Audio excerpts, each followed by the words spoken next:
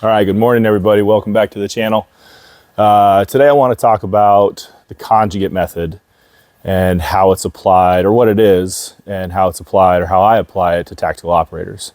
So the conjugate method is essentially just a system of training, not necessarily developed by, but adapted and adopted by Louis Simmons of Westside Barbell.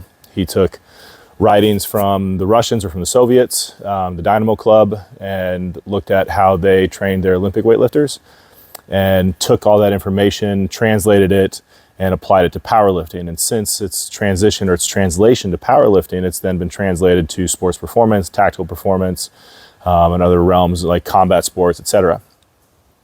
So essentially, the conjugate method is broken down into a traditional 4-day split. So we have our max effort lower day, our dynamic effort upper day, or our dynamic effort lower day, and then our max effort upper day. So that's how I run things. So it's a traditional 4-day split. So Monday, Tuesday, Thursday, Friday, right? Because again, we're operating within the context of a work week for these operators. Now, if you're operating from a powerlifting perspective, or if you're operating with a remote client or somebody who has the capacity or has the time to extend his or her training week out beyond that, you could do like a Sunday, Wednesday, Friday, Saturday type deal, or whatever sort of system or whatever sort of split you want, right? Just comes down to what your particular parameters are.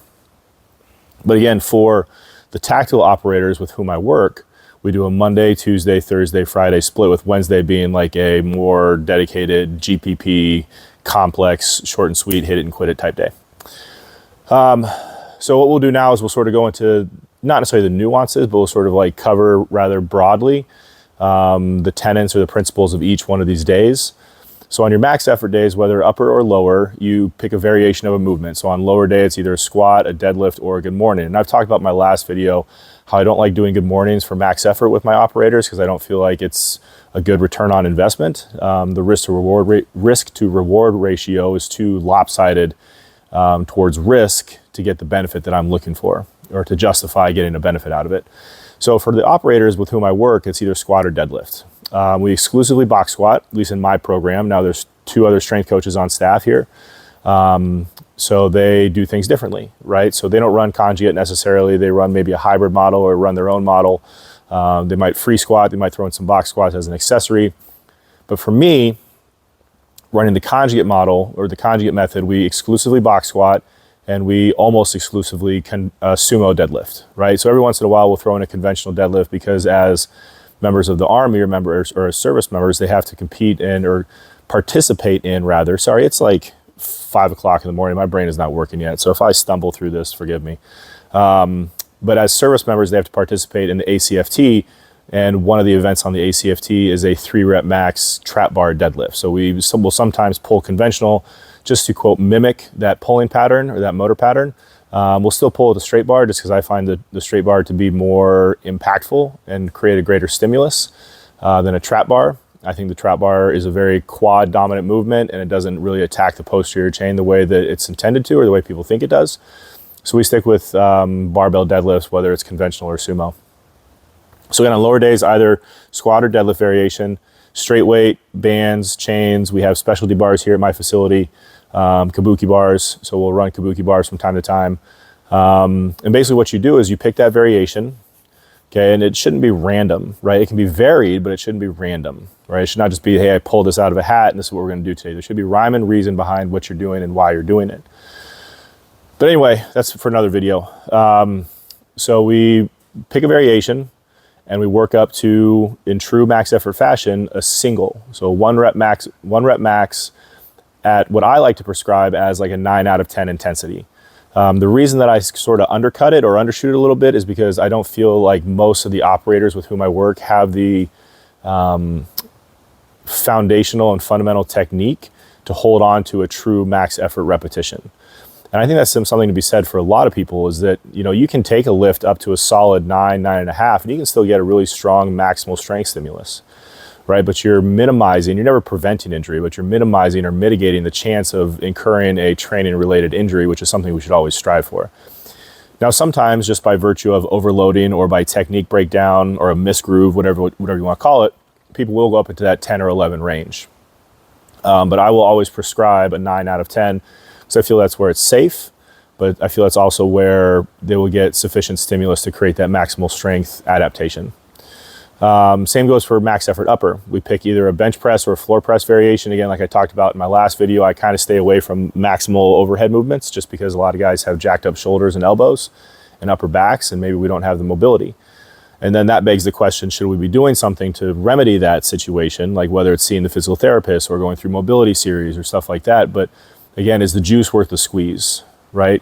We can sit here and we can do upper body, upper back mobility. We can do, cervical, thoracic mobility, all that kind of stuff, so that we could more safely overhead press. But what's that going to get us? Is that just going to get us a better press, or is that going to improve a service member or an operator's quality of life? So that's something you have to think about when you start programming for tactical operators is what's the reasoning behind what you're doing, right? Are you doing it just so that you can execute a movement and you can sort of feed your ego as a coach and say like, hey, this is what I want to do. And so we're going to remedy the barriers. We're going to break down the barriers that prevent us from doing that. Or are you doing something that is actually beneficial for the service member, his or herself? So those things to take in consideration. I think that very few tactical strength and conditioning coaches, especially those who operate within like an organized sort of environment like I do here with special operators, I think very few of us actually have like the ego that wants to be stroked and wants to be fed. But I think we all have our biases, right? We all want to do things because we like them. But I think it's important that as a strength coach, especially within the tactical realm, working with service members, that you step away from that ego as much as possible and really strive and dedicate yourself and dedicate all your programming and your coaching towards the betterment and the improvement of a service member's quality of life, whether that be strength, conditioning, mobility, whatever it is, as compared to actually feeding an ego issue on your end. So for max effort upper, we'll do a bench press or a floor press variation. We'll add bands, we'll add chains. We have bench blocks, we'll add those. We'll rotate our grips. So we keep things pretty simple. We don't get too crazy with it. No reverse band versus chains, that kind of stuff. Like just enough variation to keep things fresh and keep things novel and keep things interesting, but not so much of a variation that they're going to get crushed because they're unfamiliar with the variation. Like I'm not going to do, like I said, reverse bands versus 120 pounds of chain, right? They don't need that. Maybe for a power lifter that could have some benefit, some specificity, but for the tactical operator, for the service member, it has no specificity and it has no place, right? So let's keep things simple. Let's keep things straightforward. Again, create enough variation to provide a novel training effect, a novel training stimulus, and also keep mental and emotional buy-in and adherence relatively high and relatively fresh as well. Dynamic effort upper is pretty simple. We'll run a traditional speed wave or speed cycle. We'll go 9 sets of 3 rotating grips versus either bands or chains. So this is always a bench press variation. For my dynamic effort days, whether it's upper or lower, I like to keep things competition style, even though again with the service member, they're not competing in powerlifting, but it's just a simple way of streamlining the process, right? Like rather than throw a bunch of variations and worry about what percentage we're operating off, like am I operating off 50% of my safety squat bar max or 50% of my straight weight max or my straight bar max, like what am I doing? I like to keep things just basic and simple. So like for our max effort, our dynamic effort upper, we'll operate at 35% of our straight bar, straight weight bench press, and we'll add bands or chains to that. And then for our dynamic effort lower, we operate in a 3-week wave like Louis talks about in the Book of Methods.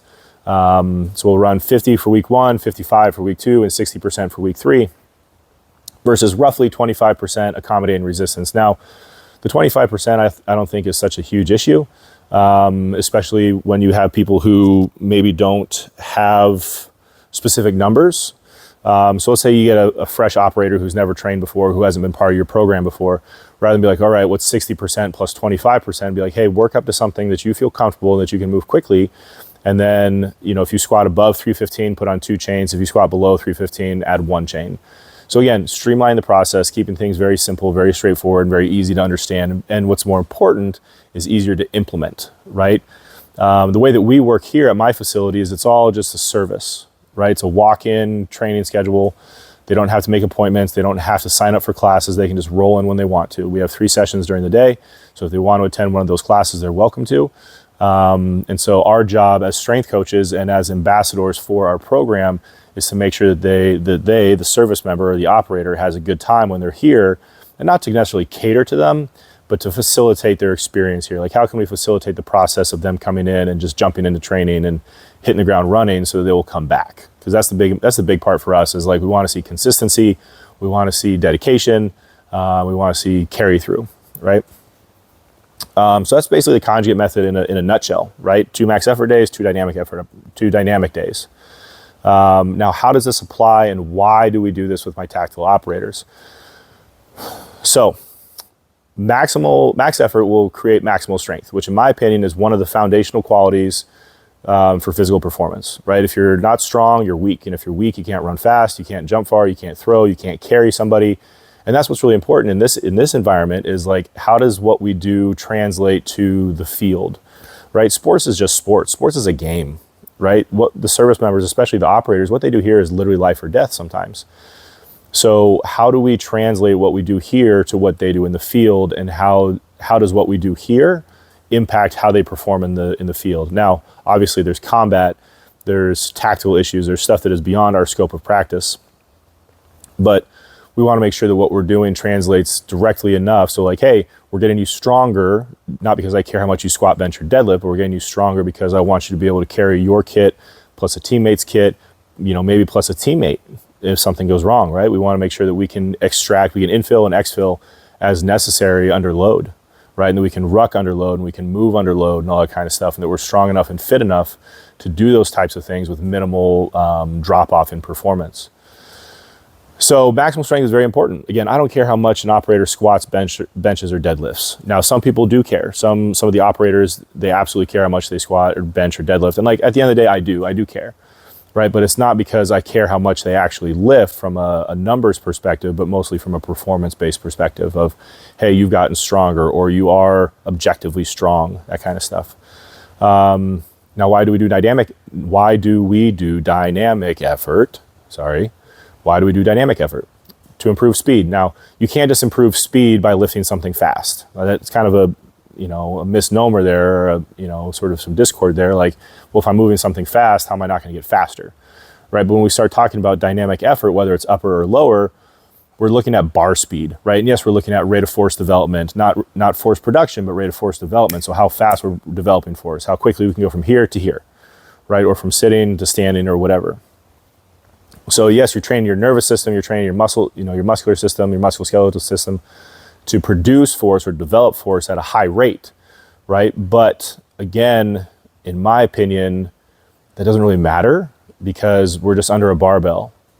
So what we really need to do is teach the body how to develop force at a high rate, but then translate that rate of force development into the field. So sprinting, rucking, jumping, that kind of stuff. So not only do we do, dynamic effort movements here in the weight room, but on the turf or out on the field, we do ballistic movements. We jump, we throw, we sprint, right? So all these things that are actually going to have carryover to and specificity to the field. So basically what we do is we take dynamic effort, whether upper or lower, especially lower, because lower is a more systemic approach to it.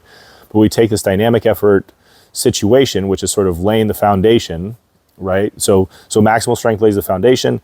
Dynamic effort is, either 1 or 2 tiers above that as far as like its relevance to performance. And by that, I mean, like, it's not more important or it's not higher on the hierarchy. It's just, it takes up a smaller piece of the pie, right? That's what I'm trying to say. So we take maximal effort, we lay a foundation for strength. We take repetition effort, we create a foundation of hypertrophy. So, typically a larger muscle is a stronger muscle just based on cross-sectional area. Not always the case, but usually the case. So we want to build, some good body armor for these guys. And then we take the dynamic effort method and we teach them to move quickly, right? But then again, we have to apply that in a specific manner to the field. So yes, we teach them how to move a barbell quickly. So we teach them how to develop force quickly, in a controlled, constrained, confined environment under the barbell. Right? And then we apply that to the field. Hey, now we're going to go sprint. So use the same concepts that you just used under the barbell and apply that to sprinting or jumping or throwing or whatever ballistic or aggressive, intensive movement you might be prescribing. So yeah, that's basically, so we use the max effort method to develop strength. We use the dynamic effort method to develop speed and explosiveness.